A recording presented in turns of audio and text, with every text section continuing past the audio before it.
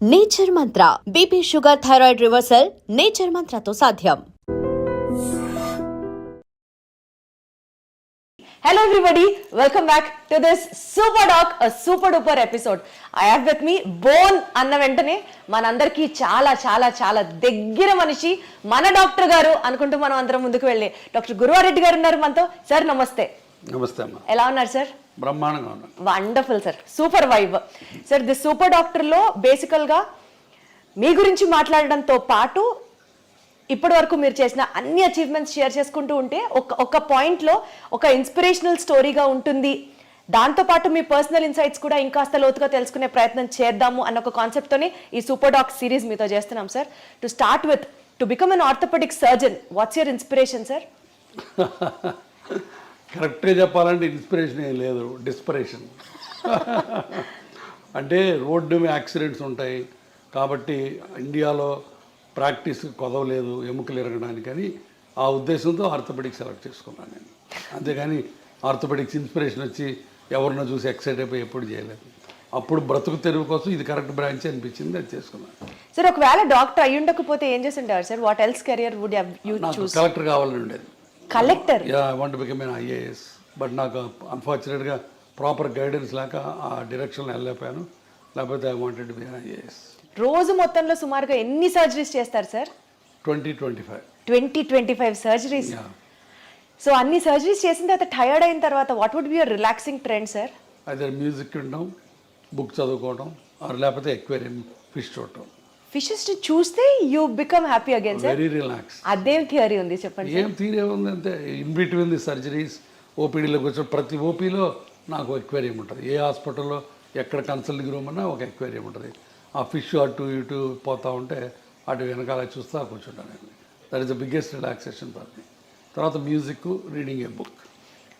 అసలు మీరు ఏం తింటారు, ఏం తాగుతారు అని ఒక సిరీస్ చేయాలని ఉంది sir. How do you be so active and energetic always? I don't know to be frank. Positive thinking నా ఉద్దేశంలో. ఒక నెగిటివ్ థాట్ కూడా ఉండదు నాకు రోజు మొత్తంలో. సో ఎప్పుడు ఎవరికి వాళ్ళకి ఏ రకంగా హెల్ప్ చేద్దామా, ఏ రకంగా పాజిటివిటీ తీసుకొద్దామన్న ఉద్దేశం, తపన ఉంటుంది దాంట్లో. I think that is the. కానీ జనం కూడా దాన్ని పాజిటివ్గా అందరూ తీసుకోవాలి అని ఉండదు కదా. అది కదా, వాళ్ళు పట్టించుకుపోయినా నేను పాజిటివ్గా ఉండటమే పాజిటివిటీ. అది నా పాజిటివిటీ ఎదుటి వాళ్ళ రియాక్షన్ మీద ఆధారపడి ఉండకూడదు. It should come from me and that is absolute, not relative. మీరు పాజిటివ్ ఉంటే నేను పాజిటివ్గా ఉంటాను, మీరు నెగిటివ్ ఉంటే నేను నెగిటివ్ ఉంటాను, అది లేనే లేదు. I want be positive, I want be happy because life is so small and so short and only once. Life lesson sir ఇదైతే మాత్రం చాలా బ్యూటిఫుల్గా ఉంది సార్. 25 సర్జరీస్ చేసి పేషెంట్స్ని చూసి పుస్తకాలు చదివే టైం ఎక్కడ వస్తుంది సార్? రాత్రి పడుకునేటప్పుడు బెడ్ సైడ్ రీడింగ్ ఒక 1 hour చదువుతాను కంపల్సరీగా. Almost 1 hour. హార్డ్లీ మీరు 1-2 గంటలు పడుకుంటారా? లేదు, 6-7 గంటలు పడుకుంటాను. 11కి పడుకుంటాను, మళ్ళీ 5కి లేస్తాను. So 6 hours. తర్వాత కార్లో వెళ్ళేటప్పుడు చదువుతుంటాను book. Okay. So sir one thing, మీ పేషెంట్సే మీ నుంచి ఇది నా అలవాటు అని సర్ప్రైజ్ అయ్యే ఎలిమెంట్ ఏదన్నా ఉందా అంటే ఏం చెప్తారు? నా అలవాట, రోజుకి ఒక 1/2 కిలో వేరుశనగ పప్పులు తింటాం. నాకు పీనట్స్ అంటే భలే ఇష్టం. వేరుశనగ పప్పులు అవి ఉడకబెట్టి పెడతారు అక్కడ. సో పేషెంట్ మధ్యలో తింటూ ఉంటాను. అది ఆశ్చర్యంగా ఉండొచ్చు బహుశా, ఇన్ని పప్పులు తింటాడు అయినా అని. సో నాకు తెలిసి సార్ వేరుశనగ పప్పులు తినడం, ఈ అక్వేరియం ని మెయింటైన్ చేయడం అన్నది ప్రాబబ్లీ ఈ విషయం ఎవరికి తెలిసి ఉండకపోవచ్చు. Only after this interview I take the credit. Exactly. Sir one life lesson what medicine has taught you అంటే ఏం చెప్తారు సార్? Do whatever you can do without expecting anything and then God will give you whatever you deserve. అంటే less expectations, ఒక్క మాటలో చెప్పాలంటే absolutely no expectation and do it with your heart, not with your brains. Lot of the time brain పనిచేసి heart పనిచేయదు, అప్పుడే ఇబ్బందులు వస్తాయి. So anything you do with heart, with the compassion and passion, నీకు అన్నీ మంచి జరుగుతాయి. నాకు గట్టి నమ్మకం. Got it sir. Good intent will help. Exactly. Sir you being an orthopaedician sir, bones అనేవి బేసికల్గా బాడీ స్ట్రక్చర్కి హెల్ప్ చేస్తాయి అండ్ సపోర్ట్ ఇస్తాయి బాడీకి అని కాకుండా నిజంగా బోన్స్ రోల్ ఇంకా ఉందా sir? What usually people don't know or neglect about it? బోన్స్కి obviously it's a skeleton made up of bones and నడవటానికి కూర్చోవడానికి బోన్స్ జాయింట్స్ ఆల్ ఒక కాంప్రహెన్సివ్ యూనిట్. ఆ బోన్స్ సరిగా లేకపోతే పెయిన్స్ వస్తాయి. ఒక పోస్ట్ మెనోపాజల్, ఇప్పుడు ఆడవాళ్ళకి పీరియడ్స్ అయిపోయిన తర్వాత బాడీ అంతా పెయిన్స్ వస్తాయి. అది because of the bone pain, because of the calcium ఉండదు, వైటమిన్ డి అబ్జార్ప్షన్ ఉండదు. కాబట్టి one of the most important problems of A old age is bones not being healthy. తర్వాత బోన్స్ నాట్ హెల్తీగా ఉండటం వల్ల పడిపోతుంటాం, ఫ్రాక్చర్లు అవుతుంటాయి. సో కాబట్టి బోన్స్ చాలా చాలా రకాలుగా బోన్స్ అండ్ జాయింట్స్ మనిషి మనుగడకి లాస్ట్ చర్మాంకంలో సుఖంగా జీవించడానికి ముఖ్యంగా కావాల్సింది bones and joints. Body organs bones తో ఇంటరాక్ట్ అవుతాయి అన్న స్టేట్మెంట్ ని మీరు ఏకీభవిస్తారా? తప్పకుండా. ఎందుకంటే చివరి రోజుల్లో the balance of the body is very important. అది కోర్ మజిల్స్ అవన్నీ కూడా మన మజిల్స్ బోన్స్ స్ట్రాంగ్గా ఉంటే మీరు పడకుండా ఉంటారు, లేకపోతే కింద పడిపోయి ఫ్రాక్చర్ అవుతుంటాయి. I mean to ask you sir, digestive system proper గా ఫంక్షన్ అయితే బోన్స్ హెల్దీగా వర్క్ చేస్తాయి. అంతే కదా, మరి డౌట్ ఏముంది దాంట్లో. ఇప్పుడు మాల్ సిండ్రోమ్స్ ఉంటాయి. మాల్ సిండ్రోమ్స్లో గట్లోంచి సరైన వైటమిన్స్ సరైన ఎలిమెంట్స్ అబ్జార్బ్ అవ్వవు. వాటిల్లో బోన్స్ ఆస్టియోపోరోటిక్గా ఉంటాయి. కాబట్టి డైజెస్టివ్ సిస్టమ్ బాగుంటే బోన్స్ బాగుంటాయి. కిడ్నీస్ కి బోన్స్ కి లింక్ ఏంటి సార్? కిడ్నీస్ బోన్స్ లింక్స్ అంటే బికాజ్ అగైన్ థైరాయిడ్, పారాథైరాయిడ్, తర్వాత కాల్షియము, పారాథర్మోను, ఆ బ్యాలెన్స్లో ఒక్కోసారి కాల్షియం బోన్లో ఉండకుండా బ్లడ్లోకి వెళ్తుంది. సో ఒక్కొక్కసారి కిడ్నీ స్టోన్స్ అని ఫామ్ అవుతాయి. సో ఇదంతా మల్టిపుల్ హోమియోస్టాసిస్, అంటే కాల్షియం మెటబాలిజం సరిగ్గా లేకపోవటం వల్ల, తర్వాత పారాథర్మోన్స్ ఎక్కువ ఉండటం వల్ల తక్కువ ఉండటం వల్ల ఆ టైప్లో బోన్స్ ఉండాల్సిన ఆస్టియోపోరోసిస్ ఎక్కువైపోయి బోన్స్ ప్రాబ్లమ్స్ వస్తాయి. సో కాల్షియం డిస్టర్బెన్స్ ప్రాబ్లం, కిడ్నీలో ఒక కాళ్ళ బోన్స్లో ప్రాబ్లమ్స్ వస్తాయి. బేసికల్గా ఈ calcium metabolism, vitamin D supplements ఏదైతే చెప్తూ ఉంటున్నారో బోన్ హెల్త్కి చాలా ఇంపార్టెంట్ అని, ఏ ఏజ్ నుంచి ఎవ్రీ టైమ్ ఈ సప్లిమెంట్స్ తీసుకుంటూ ఉండాలంటారు sir? Calcium and vitamin D age of 16 to 60, easy to remember. 16 ఏళ్ళ నుంచి 60 ఏళ్ళ దాకా ప్రతి ఉమెన్ సప్లిమెంటల్ కాల్షియం తీసుకోవాలి. Vitamin D sir? Vitamin D depends on again, but of course vitamin D ఇప్పుడు ఇండియాలో 80% ఆఫ్ పీపుల్కి deficient, whatever the reasons. ఒక్కోసారి నాకు అనుమానం వస్తుంది, అసలు ఈ ఇండియాలో మెజర్ చేసే కరెక్ట్ ఎక్విప్మెంట్ ఉందా, లేకపోతే ఫాల్టీ ఎక్విప్మెంట్ వచ్చిందని అనుమానం ఉంటుంది. ఎందుకంటే everybody will have a vitamin D deficiency. So vitamin D రెగ్యులర్గా తీసుకోవడం కంటే కూడా పీరియడ్కి ప్రకారం తీసుకోవాలి, on the prescription of the either endocrinologist or an orthopedic surgeon. Sir, I don't know if it is right or wrong, but lung diseases unte they are more prone to risk of fractures అన్న మాటకి relevance ఉందా sir? Lung డిసీజెస్కి bone ఫ్రాక్చర్స్కి నాకు తెలిసి connection ఏం కనపట్లేదు on the face of it. Direct connection అయితే ఏం లేదు లంగ్ డిసీజ్ వాటికి. సార్, న్యూరలాజికల్ కండిషన్, స్ట్రెస్ ఎక్కువ ఉన్నప్పుడు does it have an impact on the bone density or the bone strength? న్యూరలాజికల్గా కూడా డైరెక్ట్గా ఉండదు బోన్స్ మీద, బట్ ఒక్కొక్కసారి కొన్ని ప్రాబ్లమ్స్లో పార్కిన్సోనిజము అట్లాంటివి, అట్లంటే where you are not walking too much, you are sitting in a sedentary style, then the bones will lose calcium and osteoporosis వస్తుంది. అచ్చా, so there is an indirect link అనే చెప్పొచ్చు. సో బాడీలో ఇన్ఫ్లమేషన్ ఉన్నప్పుడు sir, ఇప్పుడు non inflammatory diet తినండి అని అందరినీ ప్రమోట్ చేస్తున్నారు భయంకరంగా. Does really inflammation in the body effect the bone health? Not much. Inflammation అనేది ఒక మజిల్స్కి జాయింట్స్కి సంబంధించింది. బోన్ ఇన్ఫ్లమేషన్ అనేది జనరల్గా బోన్ ఇన్ఫ్లమేటెడ్గా ఉండదు, బట్ బోన్స్లో ఒక్కొక్కసారి దేర్ కెన్ బి డిఫరెంట్ పెరియాస్టైటిస్ అని, ఆస్టియంకిను పెరియాస్టియం అని ఒక లేయర్ ఉంటుంది, దానికి బోన్కి మధ్య ఉన్న స్వెల్లింగ్స్ ఒక్కోసారి ఎక్కువ అవ్వచ్చు. అట్లాంటి వాటిని పెరియాస్టైటిస్ అంటే బాగా షిన్ పెయిన్స్ ఉంటాయి, అట్లాంటివి రావచ్చు. అది కూడా calcium vitamin D metabolism disturbance వల్ల రావచ్చు. సో అంటే ఆ న్యూరలాజికల్ ఇంపాక్ట్ ఉన్నట్టా లేనట్టా sir? How do we conclude it? డైరెక్ట్గా న్యూరలాజికల్కి బోన్స్కి కనెక్షన్ ఉండదు. అంటే స్ట్రెస్ ఉంటే బోన్ పెయిన్ ఎక్కువ అవుతుంది, స్ట్రెస్ ఉంటే అన్ని బాడీలో అన్ని పెయిన్స్ ఎక్కువ అవుతాయి. అర్థమైందా? మస్క్యులర్ పెయిన్ ఎక్కువ అవుతుంది, తలనొప్పి వస్తుంది, మైగ్రేన్స్ వస్తాయి, నెక్ పెయిన్ వస్తుంది. అందుకని డైరెక్ట్గా బోన్ మీద బోన్ మెటబాలిజం మీద డైరెక్ట్ రిలేషన్స్ ఏం లేవు. బట్ ఇండైరెక్ట్గా ఇప్పుడు న్యూరలాజికల్ ప్రాబ్లం వచ్చింది, స్ట్రోక్ వచ్చింది, patient is SIT confined to the bed, అప్పుడు బోన్స్లోంచి ఆస్టియోపోరోసిస్ స్టార్ట్ అవుతుంది. Got it sir. సార్, మీరు కొన్ని లక్షల మంది పేషెంట్స్ని చూసుంటారు over your experience. Basic points patients overlook అయిపోయేది లైఫ్ స్టైల్లో డెస్పైట్ ఆఫ్ మీరు చాలా వీడియోస్ కూడా చేశారు సిట్టింగ్ పోస్టర్ దగ్గర నుంచి you have to walk this way you have to SIT this way అని చాలా చెప్తూనే ఉంటారు despite of all your me guidance కాకుండా కూడా పేషెంట్స్ వాళ్ళ లైఫ్ స్టైల్లో ఓవర్లుక్ చేసే పాయింట్స్ ఏంటి సార్? మెయిన్ పోస్చర్, మనం ఇందాక కూడా పోస్చరు, మరి నేను చెప్పినట్టు ఇలా స్ట్రైట్గా కూర్చోరు, ఎప్పుడు అందరూ ఇలా వంగి కూర్చుంటారు, వంగి నడుస్తారు. సో పోస్చర్ ఒకటి మెయిన్, బాగా అందరూ నెగ్లెక్ట్ చేసేది posture. Number 2, lack of exercises. అసలు ఎక్సర్సైజులు, చిన్న ఎక్సర్సైజెస్ కూడా చేయకుండా సెడెంటరీ లైఫ్ స్టైల్లోకి వచ్చుంటారు. అది number 2. Number 3, abuse of the joints. ఇప్పుడు కింద కూర్చొని ఇండియన్ టాయిలెట్ లేకపోతే కింద బాచపట్టు వేసి కూర్చుంటే మోకాళ్ళ మీద లోటు పడుతుంది, అది మంచిది కాదు. సో అది తెలియదు చాలామందికి. అట్లానే నడుముకి ముందుకు వంకి కూర్చుంటే నడుము మీద పాడైపోద్ది, అట్లానే మెడ ముందుకు వెళ్తే మెడ పాడైపోద్ది.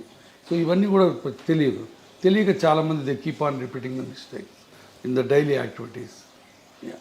సార్ 10,000 స్టెప్స్ నడిస్తే you will be healthy all over అన్నది జనరల్గా చెప్పిన మాట. బట్ హై ఇంటెన్సిటీ ఎక్సర్సైజెస్ చేస్తే మోకాళ్ళు అరిగిపోతాయి, 10,000 అడుగులేస్తే మోకాళ్ళు అరిగిపోతాయి, ఎక్కువ వెయిట్స్ ఎత్తితే స్ట్రెంథనింగ్ ఎక్సర్సైజెస్ చేస్తే మోకాళ్ళు అరిగిపోతాయి. వీటిలో ఏది కరెక్ట్ సార్? చెయ్యాలని కొందరు, చేయకూడదని కొందరు, కరెక్ట్ చెప్పండి సార్. మోకాళ్ళు అరగడానికి మెయిన్ కారణం number 1 age, number 2 weight, number 3 high impact activities, 3. Number 4 accidents. సరే యాక్సిడెంట్ గురించి మనం మాట్లాడుకోవట్లేదు, ఆ ఏజ్ అది తప్పనిసరి. మనం ఏజ్ అవుతుంటే బోన్స్ జాయింట్స్ అరుగుతూ ఉంటాయి. Number 2 weight is directly proportional or directly damaging to the bone joint health. So అది మన చేతిలో ఉంది. సో కాబట్టి మీరు ఎంత బరువు తగ్గితే మోకాళ్ళకి అంత మంచి పని చేసినట్టు. Number 3 point is abuse of the joints. Abuse అంటే ఫర్ ఎగ్జాంపుల్ మీరు ఇండియన్ టాయిలెట్లో కూర్చోారనుకోండి, లేకపోతే నెలకు ఒకసారి తిరుపతి కొండ ఎక్కి దిగారనుకోండి, రోజుకి 200 సార్లు మెట్లు ఎక్కి దిగారనుకోండి, మీ మోకాళ్ళ మీద 4 రెట్లు బరువు పోతుంది. అది బయోమెకానికల్లీ ప్రూవెన్. సో దాంతో మీరు మోకాళ్ళని తొందరగా అరగొట్టుకుంటారు. చాలామంది మా తాతలు మెట్లు ఎక్కేవాళ్ళు, మా తాతలు కింద కూర్చునేవాళ్ళు, వాళ్ళకి లేని ప్రాబ్లం నాకెందుకు వస్తుంది అని చెప్పి నమ్మరు. బట్ తాతలు వేరు, మనం వేరు, వాళ్ళ దేహదారుఢ్యం వేరు, వాళ్ళ బాడీ కాంపోజిషన్ వేరు, వాళ్ళ లైఫ్ స్టైల్ వేరు, వాళ్ళ ఫుడ్ డైటరీ హ్యాబిట్స్ వేరు, మనవి వేరు. మనం డెఫినెట్గా ఇండియన్ టాయిలెట్లో కూర్చున్న మెట్లెక్కి దిగిన 4 రెట్ల బరువు మోకాళ్ళ నుంచి పోద్ది. That is a proven biomechanical thing. So కాబట్టి అది చేయకూడదు. సో అది చాలా చాలా జాగ్రత్తగా చాలా మెట్లు ఎక్కి దిగకుండా ఎవరికి అసలు ఇంపాసిబుల్ కాబట్టి వీలున్నంత వరకు, ఇంపాసిబుల్ అంటే వీలున్నంత వరకు. సో అది ఎక్కి దిగాలని రూల్ ఏం లేదు. చాలామందికి ఎక్కి దిగితే మంచిది, హెల్త్ మంచిది అంటారు. సో కొంతమంది అసలు లిఫ్ట్ ప్రిఫర్ చేయరు. My doctor advisor me to use only lifts, నేను I don't use the lifts అని చాలామంది అంటారు. That is a wrong concept. ఎందుకంటే ఇప్పుడు కార్డియాలజిస్ట్కి మాకు ఇప్పుడు తగదాలు. కార్డియాలజిస్ట్ ఏమో నడవమంటాడు, మెట్లు ఎక్కమంటాడు, లిఫ్ట్ ఎక్కద్దు అంటాడు. నేనేమో లిఫ్ట్ వాడద్దు, మెట్లు వాడద్దు, లిఫ్ట్ వాడమంటాను.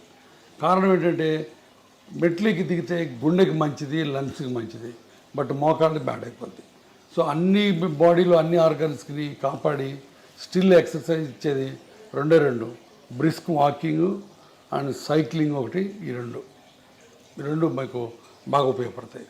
సో అది చేసుకుంటే చాలు. ఇప్పుడు ప్రతిరోజు మెట్లెక్కి దిగాలని రూల్ లేనే లేదు. సార్ కొన్నిసార్లు మీ ఫ్యామిలీ గురించి, మీ పర్సనల్ స్పేస్ గురించి మీరు మాట్లాడినప్పుడు చాలా కంపాషనేట్గా మాట్లాడుతున్నట్లు అనిపిస్తుంది. ఈ field especially in the terms of medical field, hospitals, costly hospitals, rich is everything, కంపాషనేట్గా అనిపిస్తుందా సార్, లేకపోతే కమర్షియలైజ్ అయింది కల్చరు అన్న ఫీలింగ్ మీకు ఎప్పుడైనా వచ్చిందా? కంపాషన్ అనేది గుండెలోంచి రావాలి, కమర్షియల్ అనేది బ్రెయిన్లోంచి. ఇందాక మనం అనుకున్నట్టు ఇది కమర్షియల్ వరల్డే, but still you can be kind, you can be compassionate. That's what it is. ఇప్పుడు మా హాస్పిటల్ ఉంది, మేమే చారిటీ కాదు. We have to run the hospital, we have to earn for the stakeholders, but at the same time we don't need to flee the patient దోచుకోవాల్సిన పని లేదు, and వాడి రక్తం పీల్చాల్సిన పని లేదు. మేమే కాదు, 90% of the doctors don't do that. But ఆ దురదృష్టవశాత్తు thanks to media, thanks to the people, మేమందరం దొంగలవి, మేమందరం రాబందులవి, మేమందరం బందిపోట్ల కింద చిత్రీకరించబడుతున్నాం. The unfortunate thing they. కాబట్టి కంపాషన్ బేసిక్గా లేకపోతే you are not fit to be a doctor. So compassion తోటే అందరూ ప్రాక్టీస్ చేస్తాం, బట్ ఒక్కోసారి బయటికి కమర్షియల్ ఎలిమెంట్సే బయటకు వస్తాయి.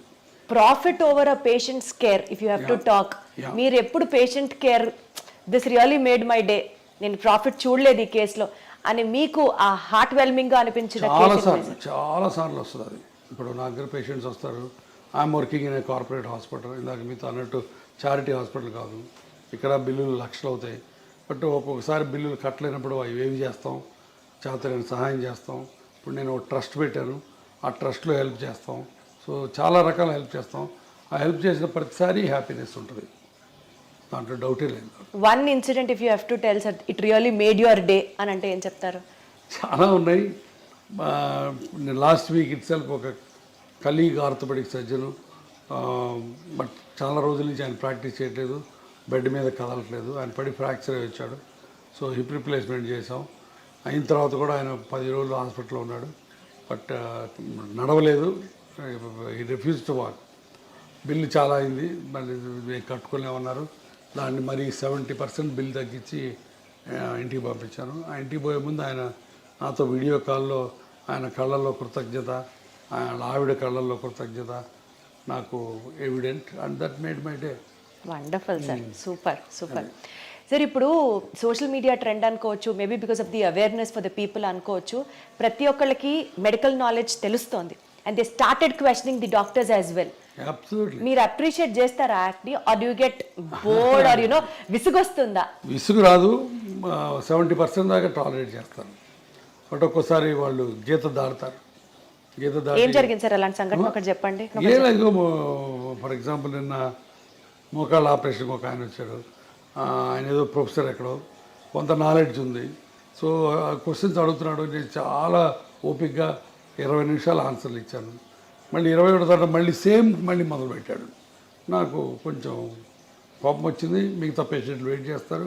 నేను చెప్పాను, ప్రొఫెసర్ గారు మీరు ఇందాక అడిగిన వాటన్నిటి సమాధానాలు చెప్పాను, మళ్ళీ అదే క్వశ్చన్స్ అడుగుతున్నారు, సేమ్ సమాధానాలు చెప్తారు, ఇది కొత్త సమాధానాలు ఉండవు. మీరు అనుకున్నట్టు సమాధానం రావాలంటే రాదు, సమాధానం ఒకటే ఉంటుంది, మీరు అనుకున్నట్టు రాదు అని చెప్పాను. అంటే తిట్టినట్టు చెప్పలేదు, బట్ కొంచెం వాయిస్ పెంచి చెప్పాను. ఆయన అర్థం చేసుకున్నాడు, డాక్టర్ గారికి కోపం వచ్చినట్టుందని మెదకుండా వెళ్ళిపోయాడు. బట్ చాలా తక్కువ అలాంటి ఇన్సిడెంట్స్. సార్ బేసికల్గా మీరు అన్ని ఇయర్స్ మెడిసిన్ చేసి అంతమందితో యూనో చూసి పేషెంట్స్ని చూసి ఒక డెసిషన్ తీసుకుంటారు సార్, మెడికల్ డెసిషన్. అన్ఫార్చునేట్లీ అది మీడియా వల్ల కానీ పబ్లిక్ వల్ల కానీ మిస్అండర్స్టాండ్ అయిన సిచ్యువేషన్స్ ఉన్నాయా? ఉన్నాయండి. ఇప్పుడు నేను ఒకసారి అంతకుముందు కూడా చెప్పాను, ఒక పేషెంట్కి కాలు ఇరిగి వేరే హాస్పిటల్లో ట్రీట్మెంట్ చేసుకుంటే ఆ కాలు అంతా డెడ్ అయిపోయినట్టు అయిపోయింది, వుడెన్ ఇండ్యూరేటెడ్గా అయిపోయింది. దాన్ని మనం కంపార్ట్మెంట్ సిండ్రోమ్ అంటాం. అతను నా దగ్గరకు వచ్చాడు, కాలు తీసేయమంటున్నారు సార్ మిగతా వాళ్ళు, మీరేంటని. నేను కాలు తీయక్కర్లేదు అని చెప్పి 3 నెలల పాటు లిటరల్గా సాకాను ఆ కుర్రాడిని. సాకడం అంటే ఏదో కుర్రాడు తమ్ముడిని కొడుకుని చూసుకున్నట్టు చూసుకొని అతనికి హైపర్ బ్యారిక్ ఆక్సిజన్ కావాలంటే ఇక్కడ, లేకపోతే వేరే ఇంకొక మిలిటరీ హాస్పిటల్కి పంపించి అన్ని రకాలుగా చేశాను.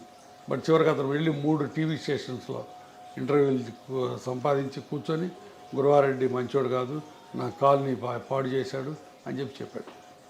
So 3 interviews. బట్ ఆ రోజు చాలా చాలా బాధేసింది. బట్ ఆ రోజు ఒక రకంగా నాకు లిబరేట్ కూడా అయిపోయాను. నేను ఇంత కష్టపడి ఇతనికి చేసాం, ఇతను ఇలా చేశాడు, అయినా సరే మన పని మనం చేయాలి. ఈ ప్రెస్ గురించి, ఈ టీవీల గురించి, వాటి గురించి భయపడకూడదు.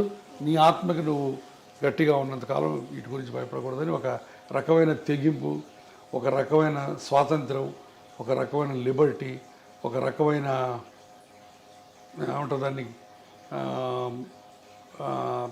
కమ్ వాట్ మే అన్న యాటిట్యూడ్ వచ్చింది. సో అది ఒక రకంగా మంచిదైంది నాకు. అంటే సార్ ప్రతి డాక్టర్కి వెనకాల ఇలాంటిది ఒక స్టోరీ ఉంది అనుకుంటే, డాక్టర్ వెనకాల ఉంటాయి. ఒక రిచ్ డాక్టర్ అనుకోండి, సమాజం నుంచి ఒక అన్ఫేర్ క్రిటిసిజం ని ఆల్వేస్ ఇన్వైట్ చేసినట్లుగా ఉంటుందా? ఉంటుంది. సమాజం మమ్మల్ని భూతద్దంలో పెట్టి చూస్తుంది, ప్రతి అడుగుని క్రిటిసైజ్ చేస్తుంది. సో తప్పదు, పార్ట్ ఆఫ్ లైఫ్.